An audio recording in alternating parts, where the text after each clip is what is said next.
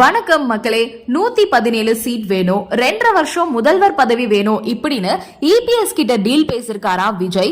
இதுதான் இப்போ ரொம்பவே ட்ரெண்டிங்கா போயிட்டு இருக்கு. இத பத்தி தான் இந்த வீடியோல பார்க்க போறோம். பிரசாந்த் கிஷோர் விஜய் சந்திப்பு ஆலோசனை இதுதான் கடந்த 3 நாட்களா அரசியல்ல பரபரப்பை ஏற்படுத்திட்டு இருந்துச்சு.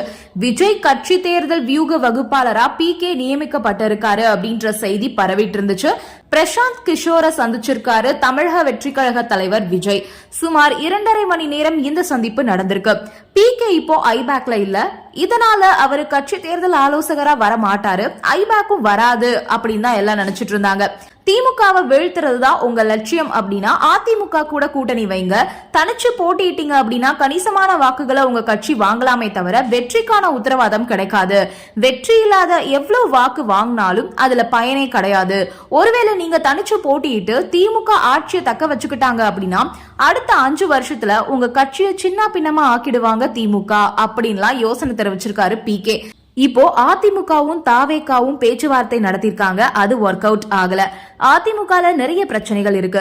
தினகரன், சசிகலா, பன்னீர்செல்வத்தை கட்சியில சேர்க்க மாட்டேன் அப்படின்றதுல எடப்பாடி ரொம்பவே உறுதியா இருக்காரு. ஆனா இவங்க எல்லாமே இல்லாம கட்சி பலன் இல்லாம இருக்குது. இததான் செங்கோட்டையன் மறைமுகமா சொல்லிருக்காரு. கட்சியில மற்றவர்களுக்கு மதிப்பே இல்ல, ஜெயலலிதா எம்ஜிஆருக்கு மதிப்பு இல்ல அப்படின்றத செங்கோட்டையன் சொல்லிருக்காரு. வரப்போற தேர்தல் எடப்பாடி பழனிசாமிக்கு வாழ்வா சாவா தேர்தலா தான் இருக்க போகுது. இப்போ செங்கோட்டையனை எடப்பாடி சமாளிச்சாலும் எதிர்காலத்துல சமாளிக்கவே முடியாத நிலை ஏற்படும். தொண்டர்களை சமாளிக்க பிரசாந்த் கிஷோர் வராரு, தமிழக வெற்றி கழகம் கூட கூட்டணி வைக்க போறோம் அப்படின்ற மாதிரி அதிமுக செய்திகளை பரப்பி வந்துட்டு இருக்காங்க. ஆனா இது எல்லாமே உண்மை கிடையாது. தொண்டர்களை இப்போதைக்கு சமாளிக்கதான் இப்படி பண்ணிட்டு இருக்காங்க அதிமுக தமிழக வெற்றி கழக கூட்டணி பேச்சுவார்த்தை மூவே ஆகல. இன்னொரு பக்கம் பாஜக அதிமுக நம்ம பக்கம் தான் வருவாங்க அப்படின்னு நினைச்சிட்டு இருக்காங்க. தமிழக வெற்றி கழகம் அதிமுகவுக்கு வேலைக்கே ஆகாது. பாஜக எப்படியோ அதிமுக தங்கள் பக்கம் வருவாங்க அப்படின்றதுல உறுதியாவே இருக்காங்க.